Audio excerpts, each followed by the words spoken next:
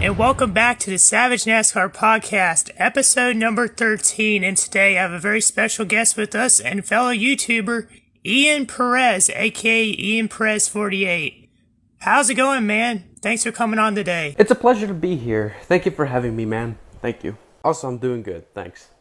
Awesome to hear. And we have a lot of topics we're going to be getting into today. But first, I have to ask you the question that I ask everyone that comes on my show, and that is, when or how did you find your interest in motorsports? I was born and raised in Puerto Rico. I lived there for like 6.5 years, almost 7 years. I know that I went to like a race back in Puerto Rico, but when I was like 3 or 4, whatever, I wasn't a race fan. Like, when it came to like loud noises, I did not like that. At the time, I wasn't like really big into racing. However, I was into cars, and I pretended to like play real life, public roads, traffics, or whatever. But I do remember having like brief moments about hearing or seeing race cars. In Puerto Rico, we have car culture as well. We have drag racing. So when did you move to the U.S. and what was the first track you went to? Florida, somewhere around August 2007, I think. I know it was somewhere around 2007. But like weeks after I moved here, I went to my very first race ever.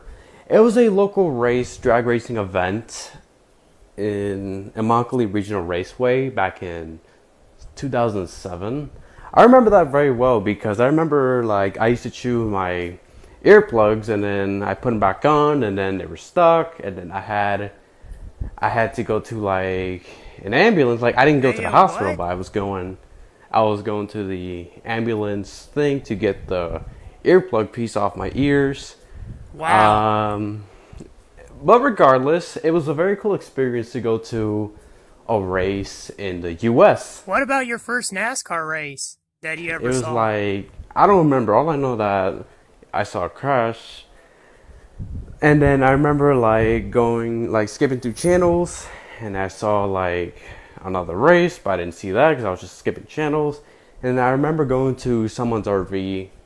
And I remember watching like a truck race. And then my first official NASCAR race that I ever saw was the 2009 New Hampshire Cup race, the Lennox Industrial 301.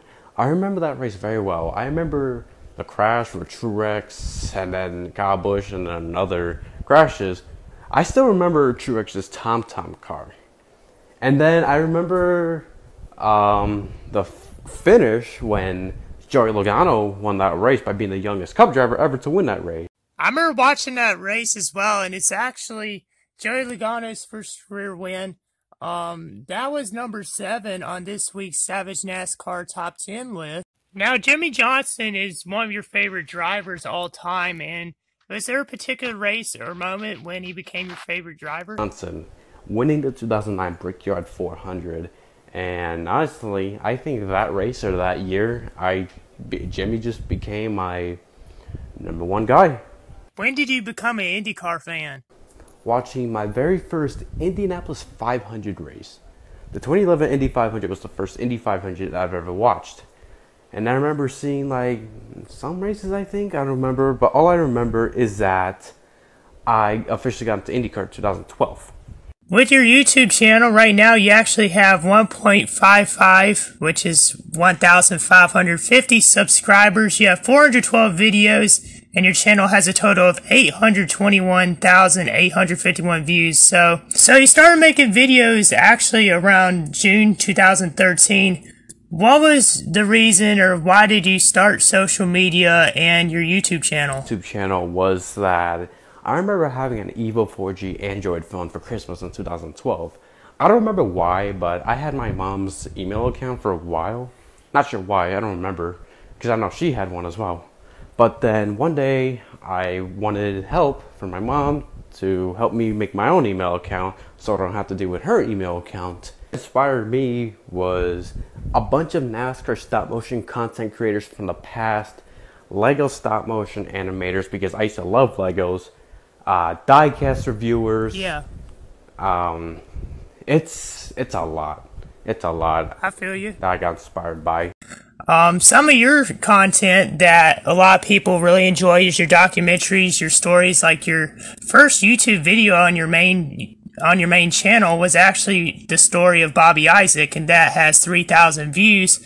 You have done all sorts of stuff on your channel. I mean, you do reaction videos, you do just opinions about news, opinions on IndyCar, you do highlight videos, all sorts of stuff. And I'll get more into the reaction stuff in a little bit. And my next question I wanted to ask you is, what is your favorite video series or content that you've ever made?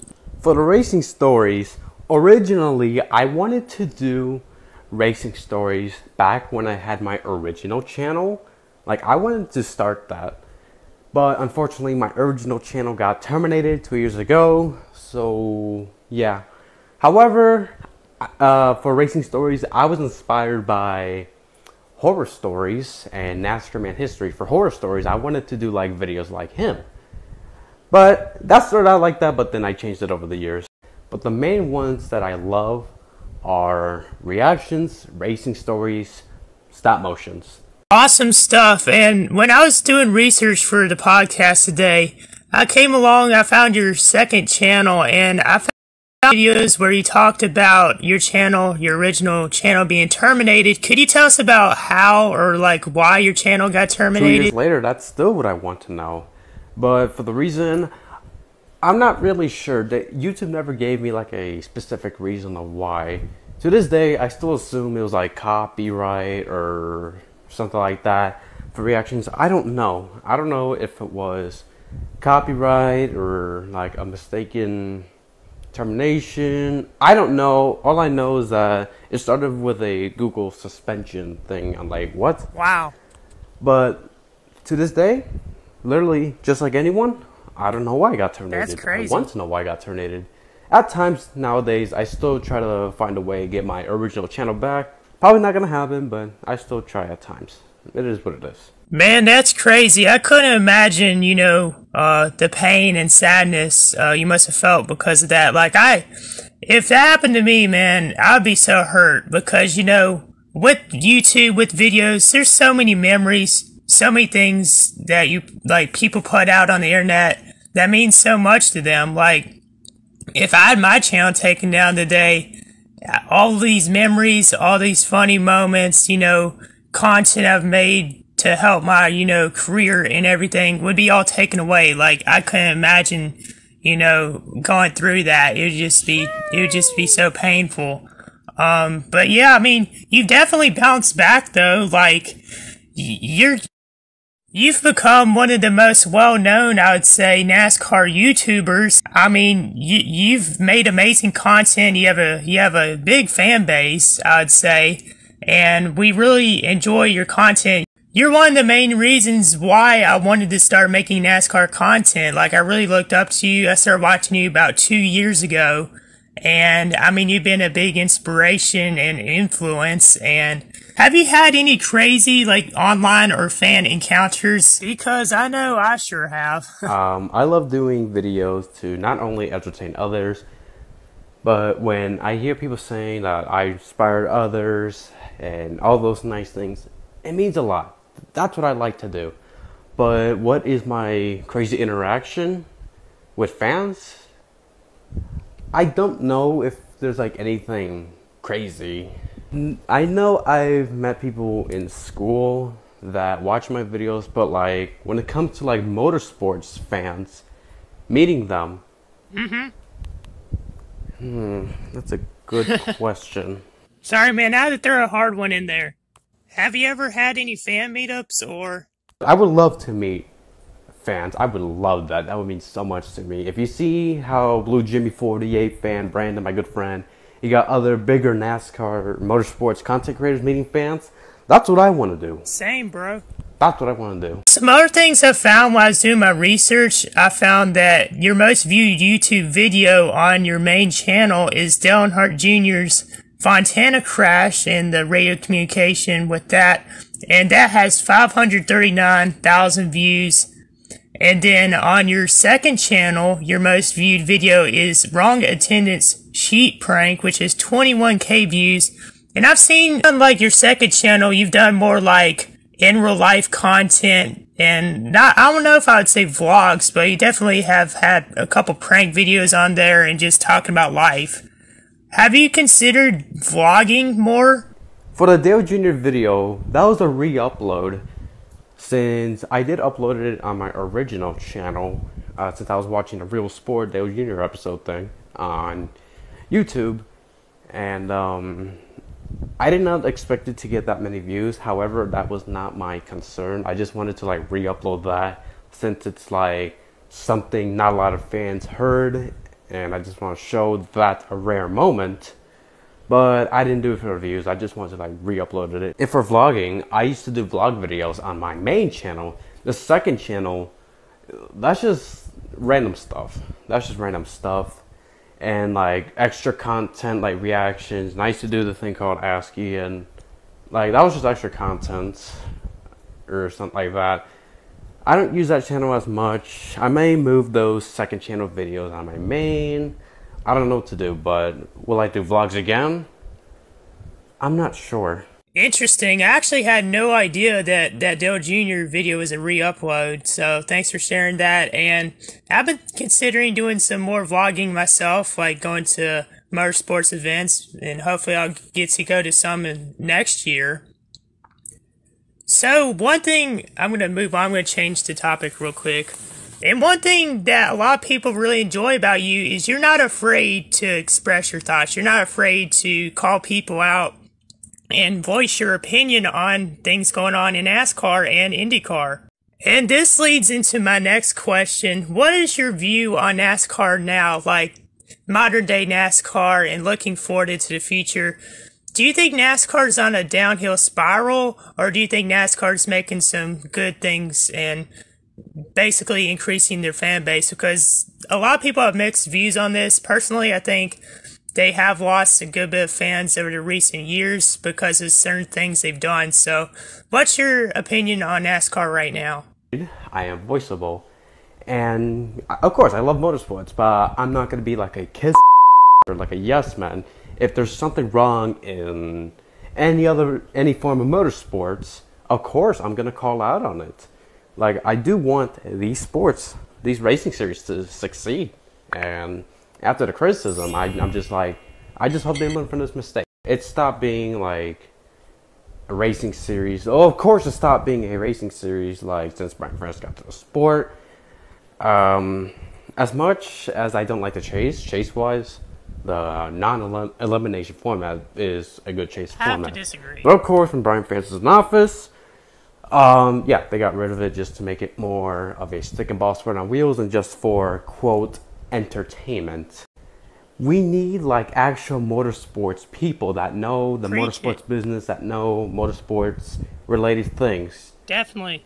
And that'll make NASCAR great again. Like, why do you think the SRX is doing great? You know what I mean? Great answers. You put it the best way you could, and I agree with you 100% on all the things you just said. And you're very passionate about NASCAR and these motorsports, and you mentioned the SRX series. That has been amazing. I'm so happy to see wing cars again back on the track. You don't see many fans around the ages of 18 to young adult, like 25 or younger, have this much knowledge and have this much passion and respect for the history of NASCAR. And one thing, for those that don't know, a couple weeks ago when the SRX was at Knoxville, this is sort of a funny story, Ian, while you were doing the reaction with your friends on YouTube, y'all reacting to it live, I was in the Dirt Vision Studios, and they had the SRX race on, but like the live feed, not the TV version. So I was trying so hard not to spoil anything for y'all. I was really tempted to say, oh, there's a wreck coming up for y'all in about 15 seconds, but I had to hold myself together for that. But now I want to talk about your reaction videos, and These videos honestly have been my favorite of your content recently. I've been really enjoying watching your reaction content with your friends. Y'all are live streaming, watching these races live and reacting to them. When or how did you come up with the idea to start reacting to NASCAR races, IndyCar races, even SRX? Back in 2014 on my original YouTube channel, I was with my little 6-year-old cousins. I have a lot of cousins, family friends, so yeah. This cousin was 6 years old at the time. He was in my room. I was watching the 2014 Sprint Unlimited, and I filmed his reaction of the finish of the Sprint Unlimited race. Hamlin won that race, and then I did some more. So I made some more, and then like most of them were solo reactions, and then I did some reactions with my earlier friends on YouTube. And back in 2015, my good friend Sam, aka NASCAR Crashes and More, Racing Crashes and More, he had his buddies that did iRacing and other stuff. Game changer of my reaction videos was being with Hunter, Die288. We started doing reactions together back in 2016. How the hell did that happen? That a lot of people are asking, I bet, watching this, listening to this. Sam did his short podcast called Lead Pack Podcast. I remember the one time I was on a podcast, Hunter was there, and I was so excited to be with Hunter because I love his content. I was fangirling, I was so excited, oh my goodness. And then Hunter and I talked, we were like in Skype chats and all that. And then, yeah, we started doing reactions in 2016. 2018, it was like a rough year personally for me. A lot going on, a lot of drama personally. And then after the 2018 Xfinity reactions, I stopped doing it. And then I did like face cam reactions during Speed Weeks 2019. Before the 2020 Chili Bowl weekend, I was thinking to do reactions again. And then I'm still doing reactions with my friends. Hunter's on at times here and there. I did a collab reactions with Brandon at 2021 Daytona 500, and here I am to this day. Interesting, and now I kind of want to change gears and talk about something it's not really controversial, but it's some videos you did early this year and late last year, and that was your videos exposing the NASCAR, I can't probably say it on YouTube, so I'll bleep it out. NASCAR. Those people that you made videos on were Jason Jacoby, there's Joseph Lombard, Lewis Flockton was another person, and you made a lot of videos about them and exposing the truth, and you actually had a huge spike in views, and I felt like your channel definitely grew during that period of time. Could you tell us a little bit more about, if any news there has been on the certain people that you made videos about, that were doing inappropriate things that they shouldn't have, and there wasn't a whole lot of proof of the certain things that happened at the time in some instances, but then some proof came out and you revealed that in a lot of your videos. I know that it's not a great subject and not a good look, you know, on the sport of NASCAR, but you did a great job of putting the truth out there and basically letting people know the dangers of communicating with these people. I appreciate the compliment of the stuff. The reason why I did that was because, number one, of course, I'm extremely against whenever the Lombard thing happened. I was like, you know what, I've had enough. And the reason why I did was because I do watch creep catching videos, like the one that are inspired by Chris Hansen, like vigilantes making videos about it. And at that time, I would like to do something like that when the Lombard thing happened. The Lewis Flockton thing happened. That one was the most unfortunate one because Lewis and I, we used to talk here and there. We were like acquaintances, and whenever I heard Lewis did his monstrous stuff, it was terrible. It was heartbreaking. And the fact that he's still making videos and acts like nothing happened, I think it's extremely insulting and disgusting and disgraceful. I agree. And for the Lombard thing, last update was just bowling. Other than that, I stopped making exposed videos because I was burnt up. I didn't want to do more, and I wanted to say something about it at that time. Like, I don't know, like a couple months after the big exposures. But if I said something about that, people would accuse me of just doing these videos for clout. And of course, this is not for clout. This is just for awareness.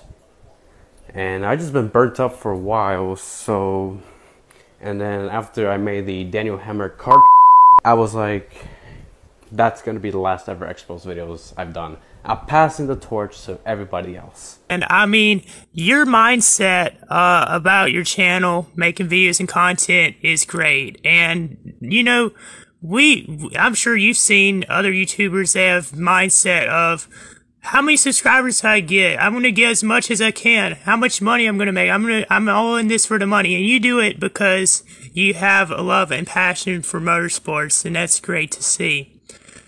Now, let's shift gears a little bit. Today it was announced by Penske that Austin Cindric will be driving the number 2 car next season for Penske, and that Harrison Burton will be in the seat of the 21 next season. And it's pretty much confirmed that Brad Keselowski will be a part owner of Roush Racing next season. So, kind of sad for Matt DiBenedetto because he's one of my favorite drivers. He's out of another ride. But what's your opinions on this? Personally, it's kind of shocking that they would bring Harrison Burton to the 21. But what's your thoughts on that? Burton and Wood Brothers? Of course, that's a shock. Just like you and me, I didn't expect that. Nobody did. Because he's a Toyota driver. And yeah, of course, that's shocking. That's what I love about NASCAR's silly season more than the actual season, NASCAR-wise. And for Matt DiBenedetto, of course, it sucks. He's been through a lot. He's been to various teams. I think he's a good driver and could get it done. But it's just painful that a driver like Matt DiBenedetto with good talent gets, once again, kicked out and has to find a new team. And you hate to see it for DiBenedetto. And for IndyCar, their next race is actually in the streets of Nashville on August 8th. I'm really looking forward to this race. I wonder what the track's going to look like. What is your opinions on that race, and what are some of your takeaways from the season so far? We're racing at the bridge! Woo! Yeah, that was honestly, of course, that's the best part about Nashville. Formula One almost did that somewhere in Australia, but that never happened. But it's very cool that IndyCar is going to race at Nashville. The marketing for racing at Nashville, it's sexy. I think it'll be a success. Maybe we will see it more often in the future. Looking forward to it. When it was first announced, of course it was exciting. Of course it was exciting. But the thing is that we were seeing less ovals because, you know, the IndyCar schedule takes. Hopefully it does get better in the future, but for Nashville's street race, I'm looking forward to it. I can't wait. For the 2021 IndyCar season, where do I begin? Where do I begin? It's been, honestly, the most competitive season I've watched. I don't know if it's the most competitive season ever, but the 2021 IndyCar season, it's amazing. A lot of amazing storylines. The youth versus experience. You love to see it. The racing has been spectacular. All-time favorite driver, Will Power. It's unfortunate that he's having a rough season. I just hope he wins a race before the season ends. But other than that, it's been one hell of a season. I'm loving it. I can't wait for more. And let's see what's going to happen with a championship battle between Alex Palou, Scott Dixon, I think Pato O'Ward, and maybe Joseph Newgarden once again. Yeah, I definitely agree with your points. I mean, IndyCar, I haven't watched much of it this year because I've just been so busy with work and haven't really had the chance to watch many of the races. But, you know, I've checked out some of the highlights and it definitely has been pretty competitive. Now, as we're getting towards the end of the podcast, I only have a couple more questions left. And the next one I have to ask you is, you mentioned to me that your favorite NASCAR tracks are Daytona, Bristol, Homestead, and Rockingham, and then the NASCAR road courses. Is the road courses mainly just because of IndyCar, or is it for any other particular reason why the road courses are up there behind Daytona? For NASCAR and road courses, it has nothing to do with IndyCar. I just love seeing stock car road racing because they've been going around in ovals with little amount of road courses for pretty much since day one, or for like a long time. And when there was like more road courses on the schedule, it meant a lot to me because I love seeing them road racing, and my dream was to see them road race more often. And because I love this because it's different, and NASCAR drivers can gain a lot of experience on road racing going left and right, and it's just beautiful. Love to see it. Now, I will say that I definitely agree with a lot of those points. Like, I've really enjoyed watching NASCAR at Watkins Glen, for example, old races at Riverside. And I was really happy to see them go to some of the tracks they did this season, like Road America and COTA. I've been hoping they would go there for years, and I really enjoyed watching road course. Next to the last question on today's show, what is your favorite era of NASCAR? Personally, for me, it's the NASCAR era. Arrow, if I don't know how to say that with the Plymouth Supers and Dodge Daytona. So, what was your favorite era of NASCAR? You love the mid '60s cars, '70s cars. Honestly, I just love seeing the old NASCAR races when it was like an hour and a half, an hour, less than an hour. You know, like when it was like take the lead. I just love watching classic races in general like that. If it's like full length, I don't know. I'm too lazy to watch that. The '80s, the Monte Carlo. Of course, the Era Wars, I agree. They're iconic, they're awesome. And also, my favorite, of course, who doesn't love the Gen 4? But like, specifically like the Monte Carlo, the Ford Taurus, Pontiac Grand Prix, of course. I've never been a fan of the Lumina cars and Thunderbirds. Oh, interesting. I like most of the cars you said, but I will disagree with you. I really like the Chevy Luminas and the Ford Thunderbirds. I thought those cars were really cool. But now, let's talk about this upcoming weekend's races at New Hampshire Motor Speedway. We got the Xfinity race on Saturday and the Cup Series on Sunday. What is your predictions for this weekend's races? For Cup and Xfinity, I'm not going to watch those races. I don't want to. What? Again, I'm watching certain Cup races I want to watch. Okay.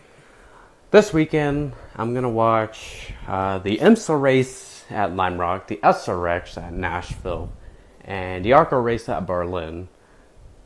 And even if I was watching like a bunch of like NASCAR races, I don't do predictions. I'm terrible at predictions, and not my thing.